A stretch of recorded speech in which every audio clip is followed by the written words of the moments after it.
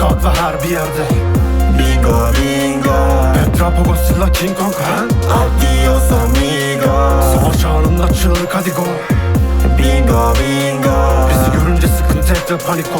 kimse bize yardım etmesin muhtemanen. Her sorgusu halde dostluk ifadem. Haber yoksa öyle işler birader. Düşsem koltuktan yola gelmem inan ki. Adam değilim adamlık tabuta vuran kim. Hatırla kral kim, her şeye direndim. Seviyorum abi ama oynayamam hadi. Oyalanma sen de dayak arsızı. Sayfalarca bile bile karalandınız. Aranan biziz yol alla yaşam kaygısı. Sizinki gücüne giden varsa başa kızım. Anladım çıkarken boşa alkışı. Olamazsın düşünce bana razı. Yar hep söylemezsem kanı razım. Delik deşik olunca yara bandı. Kendimi götürecek bir karar aldım.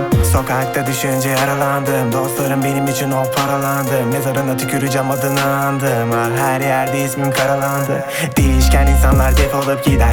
Öv onu bir dersen söv ona bir dert. Ne olur tiran bu bizim savaşımız. Apa ve Petra bu arkandakiler. Bakarsın yanında kimse değilken. Tanımaz seni ve yoktur hiç bilen. Kalamaz geleceğim senin merhametine ya. Kalamaz geleceğim senin merhametine. Sirenler çalıyor yavaştan aga. Ömrümü yiyenler iniyor araçtan aga. Mahvettim her şeyi oldum bir sakar. Bu sakarın derdi değil dizme fiyaka.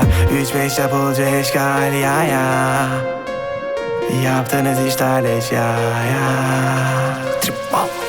Bingo bingo, Patlat knockout ve her bir yerde. bingo bingo, Petra Godzilla King Kong ha? adios amigo. Savaş anında çığlık hadi go. Bingo bingo, Bizi görünce sıkıntı et ve paniko.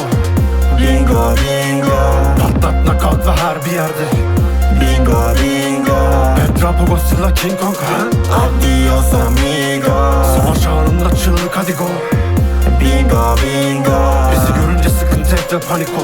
Sars City bu apanın imajı. Fotomuzu çek bro biz dönerken virajı. Olayımız farklı içine bir gir acı. Oyunu hızlı oynuyorum apa sanki Pikachu. Oynuyorum bu boktan sistemi saymıyorum.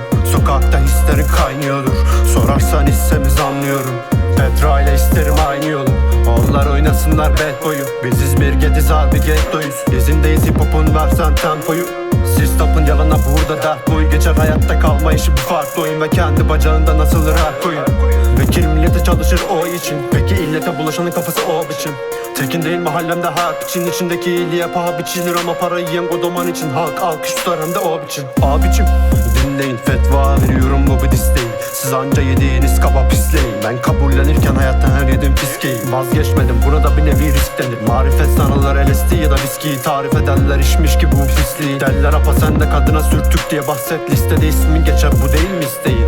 Bir düşüneyim bir çiz ben siz miyim? Bu söylediğim popülerliğin izlemi ya da boktan işleyen sistemin isteği.